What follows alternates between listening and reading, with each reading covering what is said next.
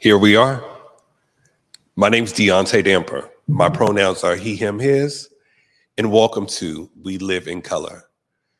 When we talk about this platform and where we're at, first of all, I'm so grateful to be here on Converge, but when we talk about the diaspora of Black, sometimes there's a big separation between the LGBTQIA community and in our community, let alone in the LGBT community, there's a difference between Black folks and white folks.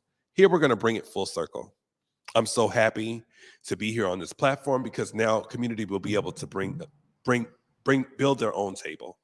And what I mean by that is there's a diaspora of lesbian, gay, bisexual, trans, queer, and intersex, as well as asexual people in our community that are Black and queer. And we need to create that platform. So the first episode today is called We Are Here, What Took So Long? And I had to pick a really unique guest as my first guest. So I want to open it up to my boy O. What's up, O? Deontay, man, well, you've been here before, yeah, but never in this capacity. So welcome as a host here to the Black Media Matters Studios. I'm a host, mama. I made it. I'm a host. Yes. This show was years in the making. Absolutely. You know, we've been talking about this for over 2 years, saying how can we create space for this community? And I'm glad that we stayed after it. And stayed active and still stayed in contact. And it's so funny. This very day, today is the anniversary. For those who don't remember, this is the day where George Floyd was murdered. And right around that time, like Converge was already trying to do calls to action, trying to find community to get together. You want to say a little bit about that? Yeah, well, I mean, and the thing is, so what the protests, of course, taught us all a lot. Yeah. But I was ignorant, especially around the issue of like Black trans. You know what I'm saying? Like, I mean, people know. We'll talk about it later in the show. You know, my brother Harm came out in the 80s. Yeah. You know what I'm saying? So it's like, I've been aware of gay and the LGBTQ community and everything else, but it wasn't until the protests where you're like, Black trans lives matter too. And I was hearing that, and I was, it was a light bulb that went off. It was like, yo, there's more going on in this community than I know about, and I don't have the capacity or the expertise to be able to talk about it fully, but we do have the capacity here on the platform. Absolutely. And honestly, that was a learning experience for you, but it was also a learning experience for me.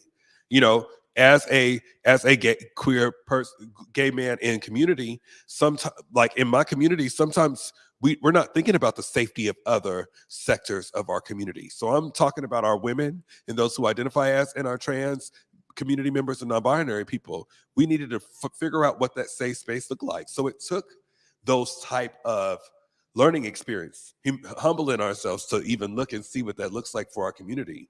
So. Yeah, and another big learning experience for me around the community as well. And I've just learned a lot about a particular community in the community. Yeah. Where you talk about like I said, the Black trans community, and taking Black pride and going there in the interviews and talking with them, that it is different subsectors that additionally hit them all over. It's through society, economic opportunities, access opportunities, education opportunities, health things, and everything else. And I continue to learn. I think that's the best thing. I just continue to learn. And we can't say that Black media matters, and we can't say that the value of Black lives are important, and we can't uplift Blackness a la carte. You know what I'm saying? We have to take everybody with us, right? And being open in the spaces of learning, and that's the whole diaspora. No, I'm sorry. I was just going to ask you a question though. I'm glad that we're here, and I'm glad that you're here with us. Thank you. But why do you think that it's taken so long? And I know that was one of the main question in this episode. Is what took so long? Right. I think we had to take a step back. Like in community, we had to take a step back. We've seen what happened. There were riots. There was racial injustice happening. I don't know if anybody else went through, but raise your hand in the chat if you ever went through a pandemic. I mean, we were going through some things. Our mental health was in jeopardy. And when I watched what happened with my community members that identified as LGBTQIA, they were around rallying for us for utilizing our stories for grants, but not showing up for us. as community members, we're working at nonprofits round the clock during the pandemic. We're making 40 grand a year while the ED's sitting at working from home, and we're working our behinds off. Throughout, I'm just keeping it real. That's not no shade towards any organization. It's just real. It's a wear and tear that it put on a lot of us. And I think what took so long is for us to really look at, even through all of the things that we've been through, no matter if you're heterosexual or not, or in our community. When it really comes down to it, I wanted to figure out a platform for people to start showing up. How can we start advocating for those community caseworkers? How can we start advocating for organizations like the Lavender Rights Project, who got it going on right now with the work that they're doing? How are we advocating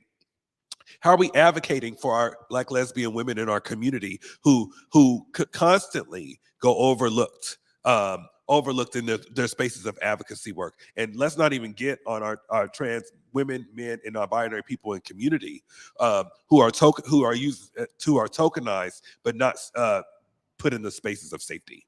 So that's what, I think that's what took so long, is making sure that the platform is safe for everyone was the main space. You know, you bring up something interesting that, like I said, it's a constant learning process. Yeah. But like coming from the neighborhood, and when you look at like the LGBTQIA community as a whole from a distance, a lot of times we see a very it's prosperous or inclusive community and everything else. But a lot of times what I hear in some cases is that people maybe like yourself are on the front line, and a lot of resources. So here's one thing that Converge has stayed away from, right? Yeah. Is, man, there's a lot of people who reach out to us and they want us to come and talk to their people or be on a board or do this and do that and everything else. But we spend a lot of time researching, and we say no 99% of the time, because we have to look at the company or the organization and see what their real life track record is with Black folk. Yeah. And it's like, so now you got some big old grant, or you got some funding, or you've had funding for 20 years. And then we look and see that 1 or 2% of your actual funding has reached people in our community. Yeah. And now you want to reach out to me so I can give you a stamp of approval so you can get more funding that diverts my community. Right. Is that something similar? And the thing about it is our Black and brown brothers and sisters from the other organizations look at it that way, but we've been screaming for a lot of community members have been screaming for help. So creating this platform is going to give a better opportunity for people to hear our stories, to hear their stories as well, better ways to advocate. I think advocacy is not just Pride Month community. It's not just when we celebrate, because the people that are putting on these community events during Pride, people are going through some things. You know, we want to make sure that we're in a space where we're in a safe space all the time, let alone come reach out to me just during the policy. How can you help me grow as a community person? So, and just to parallel that, yeah, but it's parallel but different. It's almost like during Black History Month, we get so many inquiries. You know, we told people this year that if you didn't reach out to us by December or January, like first week of January, we wasn't putting nothing on air for you for Black History Month. Because people was trying to hit us, you know what I'm saying, real quick, right before February 1st, man, I got to add, can we do this? Can we do that? I said, man, let's talk March 1st. Yeah. Because it's almost performative. And then it's like, okay, let's uplift this community right here with this small budget to show people that we care, you know, and it's not a track record to it. Are you saying that it's something similar there in community where, you know, you get uplifted and then ignored? Absolutely. I've been a part of organizations. Once Pride Month went in, they were like, okay, well, we don't need you no more. Or okay, minimize the gay-ish for a little bit. Like, minimize yourself now. There's no need to talk about HIV. We've already celebrated Pride. There's no need to talk about prevention and community. We've already celebrated Pride. You've already had your month. I was a part of different organizations where it was so Pride is when you're going to do the work. But after that, we kind of want you to be a little silent. And I remember how hurtful that was to me and other queer community members that had other sectors that we had to do calls to action to. It was so interesting, although keep in mind that was the year of 2020. when when tragic things happened to George Floyd. But keep in mind, that was one of the most one of the things that stick out for me during that year is that was one of the most craziest years when trans women were getting killed. Yes, and I didn't see no community leaders talking about pay the fee there. I didn't see anybody asking for asking how can I show up for this community, and that was hurtful. And I even had to step back in myself to figure out how I can better salute my community members that identify as trans and the ones that we've lost over that past year. So that's another thing to look at. Like if you are a community activist or it hurts you when the police is standing on a black man's neck, you should be the same damn way when it comes down to when queer people and trans people and lesbian women and gay people and non-binary people are out there being harassed and killed. A young boy, his name's not placing in my mind right now, in Alabama, committed suicide at the age of 18 because he was so tired of being harassed every day at school because he was queer. And that also happened in 2020. So when I look at that, I'm like, where is the community advocacy towards that? I think that it's really multi-layered discussion. I can't believe you sat this show for 30 minutes. It's some layers to it.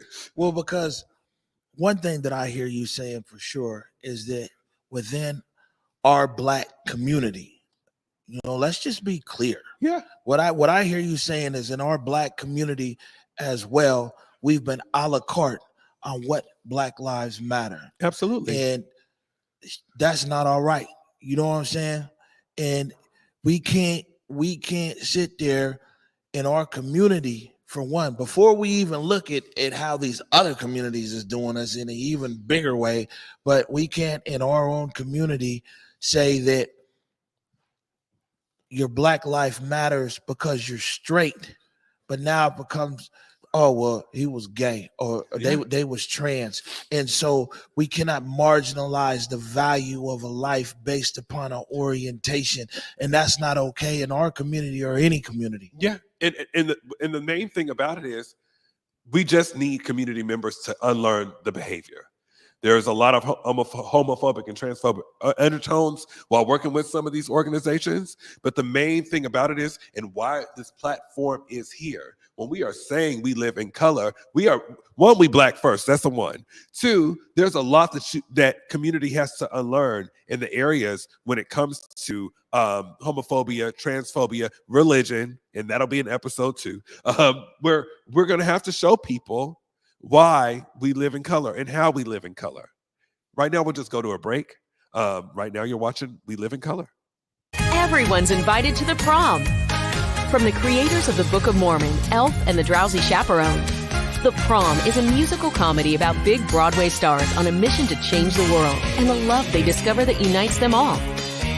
The Prom makes you believe in musical comedy again. So full of happiness that you think your heart is about to burst. Everyone deserves a chance to celebrate. On sale now. Tickets at fifthavenue.org.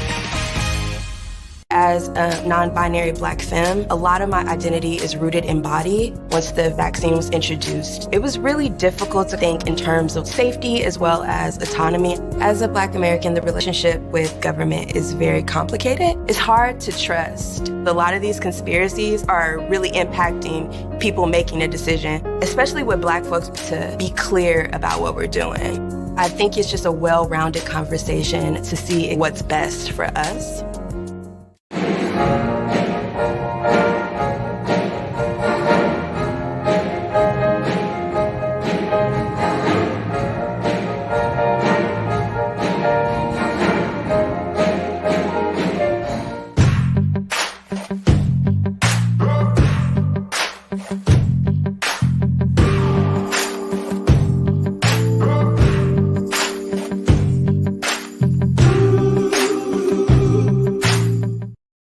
I love clapback culture. Hey, y'all, welcome back. This is Deaunte Damper, and we are here in We Live in Color. Like, share the stream, y'all. Like, share the stream. You gotta hit them with the big O, man. Share the stream. Oh, hold on, do it. Hold on, let me do it. Share the stream. I'll do it like a preacher and put the Hey, I know it's your show. Yeah. But I have a question. Well, actually, I want to preface something for you here. Now, of course, you're coming over here. There's people watching either now on this live show or they're watching replay who know you and know your history and everything else. And I'm fortunate enough to have been knowing you for a long time. Yeah. But it's a lot of people who will be tuning in who are like, okay, this is cool, but who is Deaunte Damper? That's a good question. Because honestly, to be honest, there was a point of time where I didn't know who I was. I grew up here in the South End of Seattle. You'll hear that a lot. But I could be Black in the South End, but not queer. And then I would go to Capitol Hill and try to be queer, but there's nothing there for me that looks like my culture. So I spent a lot of time trying to find out who I was. It wasn't until 2013 where I was diagnosed with HIV in 2013, and people can look at that as a downplay, but HIV saved my life. And what I mean by that is learning how to advocate for community. So I moved back home. I joined the NAACP as the first ever LGBTQ chair. They never had one in their nation's history. And I just started, and I started doing my groundwork at Spokane. Simone, you got a montage of that? I can talk over that after. And community leaders just started reaching out, and the main thing of just trying to create more advocacy for our community. The main goal was to learn how to protect, educate, and build when it came to inclusivity to our community members. Currently, right now, I'm still the vice president of WA Therapy Fund, and currently working as a community organizer for Vocal Washington, which advocates for people with substance abuse use as well as HIV. And I'm also a person in recovery, but we can get into that in some other episodes as well. That's a lot. It's a lot, but you want to make sure you want to get to know me. Well, here I am. Why I live in color. You'll see why. And you're a big HIV awareness and advocate. Yeah. And I always try to get the words right in these things, because there's clearly HIV prevention. Yes. But then what I came to learn is that, man, there's people that are living and thriving with HIV. Absolutely. Like yourself. And so there's a whole nother part of the conversation is like, and one of your show, I gotta be quiet, so I let you talk. But one of the things with me, some of the feedback that I got is whenever I speak, like I said about my brother passed away 2005, HIV/AIDS, and we'll talk about him a little bit later here. But I use my platform in uplifting that it's like, and it's not shame, because so many people, and that's stigma and shame leads to a lot of bad things. You know what I'm saying? And being able to speak proudly about my brother and speak unashamed of how he passed, that's important. Where somebody like me with my platform, who's not in the in the LGBTQIA community, that it's like, yeah, man, let's get away from the stigma. We have to get away from the stigma. Prevention is so important, and the thing about it is, a lot of community members don't know about PrEP. They don't know about PEP, and those are things that can prevent people from catching it. And I think that it's really important. Why we are on this platform, we will have some community members from Fred Hutch come on here and talk a little bit more about how we can work on getting prevention out there to South King County. Because keep in mind, all the resources. Has anybody ever noticed that all the resources for HIV prevention and substance use, all the resources are all out there in the north? But when you look out there in the South King County, we don't have any. In the meantime, Federal Way is the #1 in overdoses out there. These are conversations that we have to be having in this platform. So, yeah, wow. So let me ask you this: and you said that HIV, but because it turns your focus now into helping others, it taught me how to love myself and how to show up authentically for others. Wholeheartedly. And I lost family members that died of AIDS. And I don't think that they had the right tools of people showing up for them. So once I found out that I had it, I had to create a different pathway, learning how to be that voice of, yes, I have HIV and God is, and I'm saved, and God still loves me. The first place I ever went to ever disclose my status was inside of my church in New Hope Baptist Church. played a video, and they seen I was on it. There wasn't a dry out in the house, and I said, you know, for years I didn't know how to come back into church, but this is the best way. I had 80-year-old women going into Spokane to take an HIV test. That's a big deal.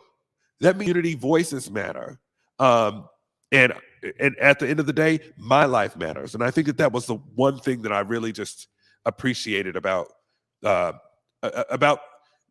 this compass called life, I would say. And you also said that you're in recovery. Yeah, absolutely. And recovery was not the easiest thing, because I'm going to keep it all the way funky. You know, the pandemic hit me, and I didn't know how to handle it. What you mean? I'm in the house? I can't go advocate for other people. I didn't know how to show up for myself. And I'm very grateful. I'm just going to look in the camera. I'm very grateful for my friends and my family. And the reason why I'm telling this story is because just because you see me in this space doesn't mean that everything has been all perfect. No, I'm just like some community members that sit in isolation. And I just want to make sure that I'm the voice for them. And I just want to thank community for the community members that did know, that stood up for me and showed up for me. And I want to continue that voice. Yeah, I think that it's important that we leave space and grace for our community members. You just never know what people are going through. You never know where they're at. And the best of all, you never know what they're capable of. The greatness is still inside of them. Absolutely. And that's exactly what this platform is going to do for our community members. We have so many community caseworkers, peer navigators, artists, rappers, singers, church members that go through these spaces of isolation. And I want to create this platform for us to give these people their roses here and show their colors here. We're going to take a quick break, and we'll be right back.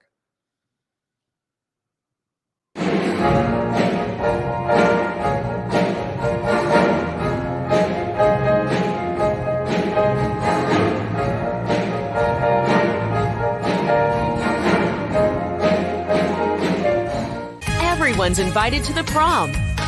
From the creators of the Book of Mormon, Elf and the Drowsy Chaperone, The Prom is a musical comedy about big Broadway stars on a mission to change the world and the love they discover that unites them all.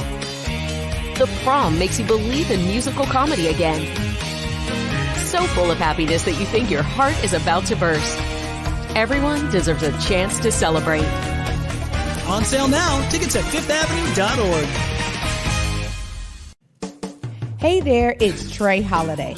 And of course, Besa and I had to take a trip back to Market Street Shoes to grab some items. They always know what to show us. And let me tell you, we both spent quality time to be sure we collected some amazing additions to our wardrobes.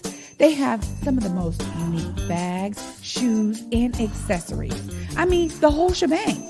It's always a good time when I get to shop with my girl Besa. Make sure you go check out Market Street Shoes, y'all, and you too can walk out with some dope gear.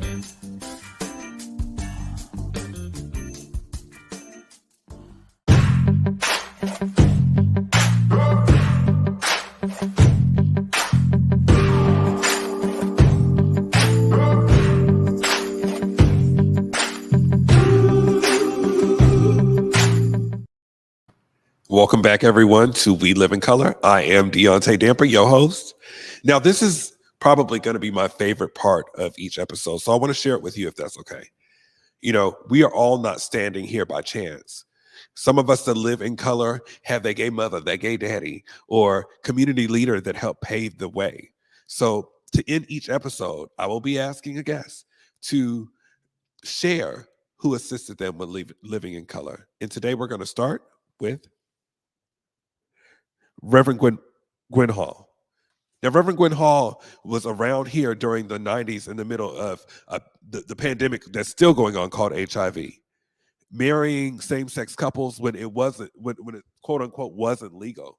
Her community advocacy it goes unmatched. Oh, you remember this lady, don't you? Yeah. Young lady, don't you? Yeah, no. So Reverend Hall, and this is something. So the best thing that we could ever do is like, man, we just got to put it out there, the good, the bad, the ugly.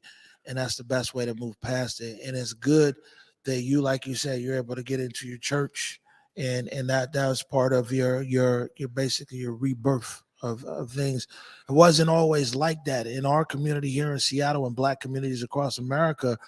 That, you know, if your child was gay, and if your child died of AIDS, it's a lot of Black churches, they wouldn't give no funeral. Yeah. And that's real. And, you know, I mean, it's great that a lot of things have changed in our community over the years, but there's a lot of Black churches in our community where, man, you couldn't, if your child was gay and like I said, died of HIV or something, you couldn't get no funeral. Yeah. And Reverend Hall was one of the people, you know, whether it was marrying or burying, Reverend Hall was somebody who showed up for a community. That is deep. And we appreciate you, Reverend Hall. And we thank you, and thank you for teaching us how to live in color. This person needs no introduction. Miss Vicky Williams.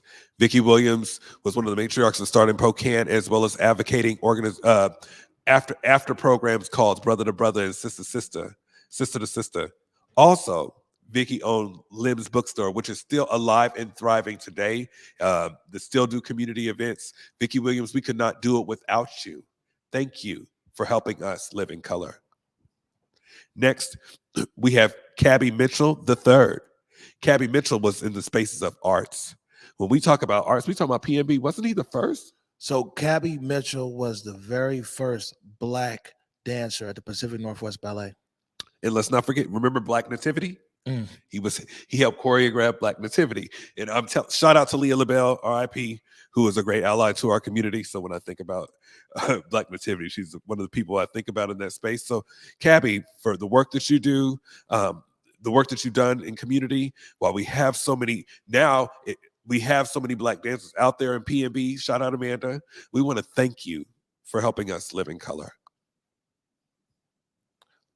This last one, I strongly believe I want to let you take this one. I think you got this. You know, it's just,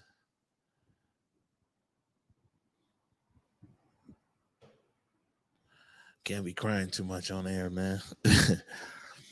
I think that first of all, thank you. Yeah. Thank you for uplifting my brother here on your show. You know, I tell a story, and this is why this is important to me. And this is why, you know, like I said, 2-year conversation. This is authentic. This is we're doing what we're supposed to be doing. You know, I told my brother, he came out in the 80s, man. And when nobody, man, the Central District was harsh. He was Black and gay. Yeah. You wasn't finding no community there. And like I said, Capitol Hill, man, you know, it's supposed to be the capital for, you know, I'd say it was really like, you know, a stronghold for that community, but not for Black folk. And so my brother wasn't accepted fully there in the Black community, nor in the gay white community on Capitol Hill. And the network, the resources, and all these things that are here today, they're no longer here. I mean, they weren't here then. Mm-hmm. You know, my brother, he passed away in 2005, like I said, of HIV/AIDS. Yeah, 17 years ago. But the miracle, the beauty in this moment is we would have never thought in 2005, we would have never thought that Harem's name's been said more in the last 2 years all across this city than like, yo. And so it's just real special. And that's why I say this important, because you know what? We show up. It don't matter to me. Yeah. It don't matter to me. With your orientation, how you get down or nothing. What matters to me is just your character, man. And that's why it's important here on the Converge Media Network and the Black Media Matters Studio that we do not limit our community members based upon who you love. Right. Absolutely. Yeah. Absolutely. You know, you tell me this story all the time. And shout out to the Salisbury family, Reverend Walton. Love y'all. One of the story that you tell me that always stands out is like when you were a baby that you never walked because Hiram he was always holding you, right?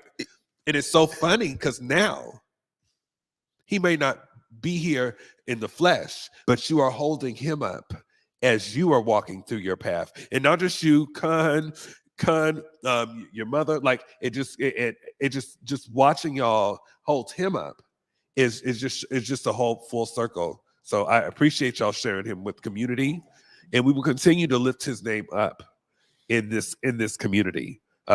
Would not be standing here in this platform if it wasn't for people like him and the people that we've named. Thank you. Can I say one more thing Absolutely. here real quick? I know you're a timely brother. Is that my brother was loved. He was loved. And, and I say that, and it's hard. It's 17 years later. It's hard for me to speak about him and not get emotional, because the love is never diminished, and it's just, he was loved. And this is a testament. And this show and all the other things that we do in community is a testament to him. And I'll give it right back to you. I just wanted to say that I wrote an article that accompanied the taking Black Pride, right? Yeah. And I said, oh, my brother would be so amazed right here that in the neighborhood where he was shunned, all these years later, right back they around. Didn't ask for that part. They took it and had a ball. Yeah. And that is amazing. Thank you very much for sharing that. And, we live in color in remembrance, but we also live in color with community events. So we have a couple of community events that I want to share with y'all. So one, we got in the space, they have a singles sip and paint. It's going to be happening. 40% discount. Community members will be putting it out there in the chat. 40% discount to anybody that identifies as queer. It is going to be on the 28th. Can't wait for all of y'all to come. Shout out to In the Space. Like, totally just shared this event, like not this show nonstop, and we appreciate your support. Thank you very much. The next is, we got to give it out. Shout out to our Afro-Latino community. Hello, somebody. So they have a Latinx Pride, Afro-Latinx Pride event at Neighbors. And if you don't know Neighbors, you got to know Neighbors. Okay, everybody done been to Neighbors. I can't give you the old stories of being Neighbors, but I will be there this weekend. And what they have done is they have gave us 10 complimentary tickets. So if you are interested in those tickets, please feel free to inbox me, or the first 10 people to write their name in the chat, you get the tickets. Let's try that. You're going to keep the director working over there. Right, no, I'm going to work for you, because he looked at me like, what? No, let me do it. Go ahead. Write your name in the chat. You will get a ticket. One ticket per person. You can't just be writing your friends' names and all that. That's something that I would do. Man. They're in the comments. They're like, Deontay, the 30 minutes. Yeah, 30 minutes. And, my friends are probably proud of me because I've already went 3 minutes over time. But, hey, this is where we're at. And I really just appreciate. Hold on. Shout out to Dre, because he knows that I say this all the time. Thank you so much for allowing me in the space. And now it's time for everyone to be in the space. And I appreciate you. And if people thought that this first episode was something, just wait till the second one. Hello, this is good stuff. I'm glad that we're finally here, and it's just a reminder to everybody out there that, man, good things take time. Absolutely. And this is a society we live in right now. It's so fast and moving and everything else. This takes time. This is 2 years in the making. Yeah, but it was worth every moment. Every moment, and that moment is now. And I want to thank everybody for coming to We Live in Color today. But just as we're here right now, we're gonna be here 2 weeks from today, and we have a big interview coming. For the first time, we will have the members of Taking Black Pride in the studio. Yeah, for episode 2. That would be the first time. And the episode is called Taking Black Pride and Reclaiming Our Time. So please tune into that. We'll have some stuff come out in the news feed. But in the meantime, like, share, and subscribe. It's more than just one show here on Converge, so please check us out. But today we are here and we live in color. My name is Deaunte Damper. Thank you very much for having me today.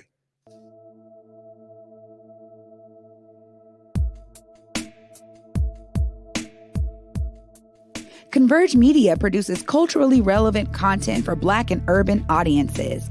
Our coverage is raw, transparent, and objective, praised by community leaders, government officials, and residents. Support Converge Media today via Venmo, Cash App, or PayPal at Converge Media.